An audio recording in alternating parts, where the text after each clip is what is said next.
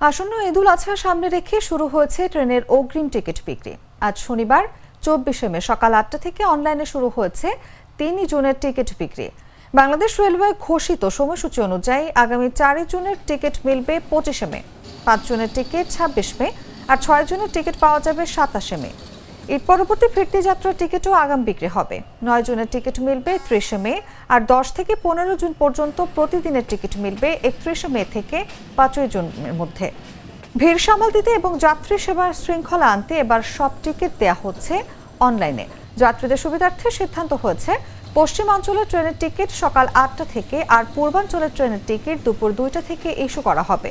Railway জানিয়েছে, সম্ভব হলে নির্দিষ্ট তারিখে টিকিট সংগ্রহ করতে যাত্রীদের প্রস্তুত থাকতে হবে, কারণ টিকিট থাকবে সীমিত।